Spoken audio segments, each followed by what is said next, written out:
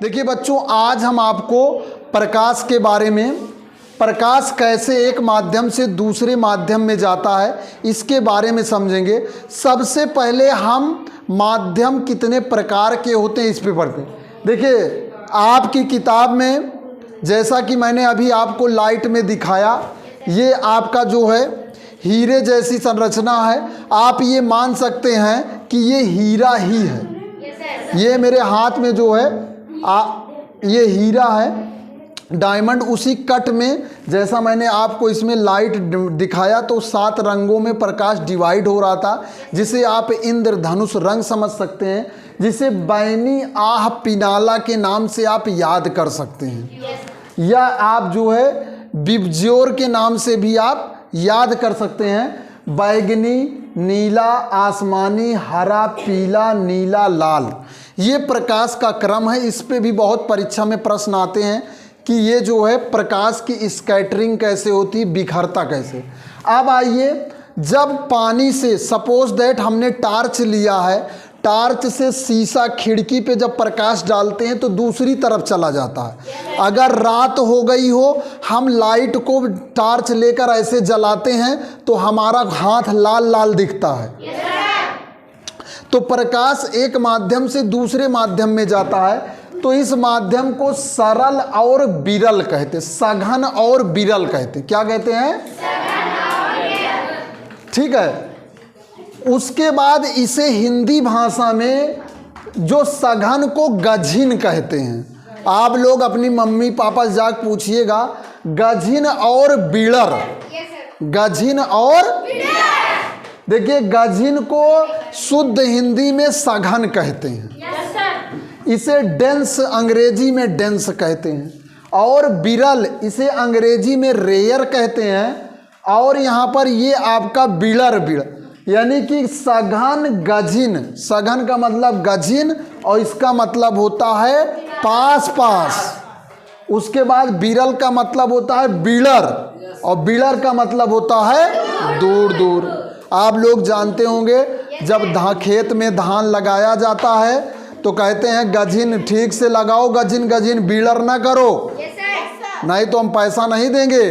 तो आदमी लोग क्या करते हैं, फिर ठीक से गझिन गझिन लगाते हैं।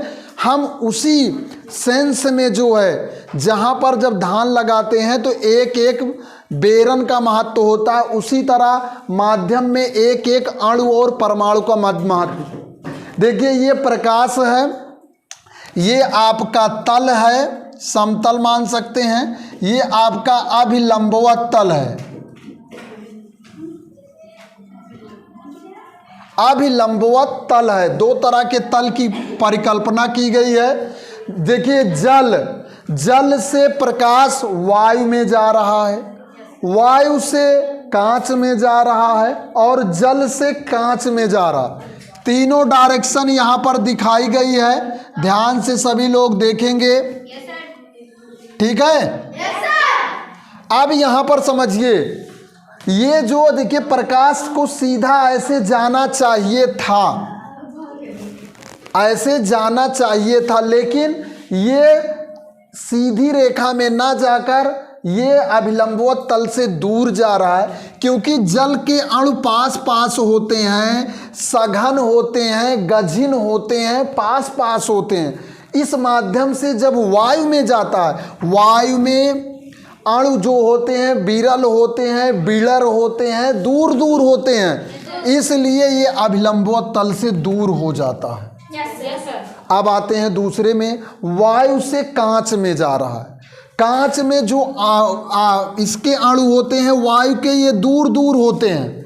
वायु के अणु गैस के रूप में होते हैं, स्वतंत्र होते हैं, दूर दूर होते हैं। दूर दूर का मतलब बिरल होते हैं या रेयर होते हैं या बिड़र होते हैं, दूर दूर होते हैं। ये जाते कांच में है। कांच एक ठोस है और ठोस के अणु बहुत ही पास पास होते हैं, और बहुत पास पास होने के कारण जब वायु से प्रकाश का कण दूसरे माध्यम में जाता है तो ये अभिलंबवत तल की तरफ मुड़ जाता है। इस चीज़ का आप ध्यान रखेंगे। बहुत सारे माध्यम उपलब्ध हैं। तीसरा देखिए, जल से जब कांच में जा रहा है, वायु में दूर दूर होते थे, लेकिन जल में भी दूर दूर होते हैं, लेकिन वायु से कम होते हैं और कांच से ज़्यादा होते हैं। तो कांच में भी जब प्रकाश की किरण जाएगा तो ये अभिलंबोत्तल की तरफ मुड़ जाएगा। बच्चों इन चीज़ों को ध्यान से पढ़िए, समझिए, तभी कॉन्सेप्ट क्लियर होगा।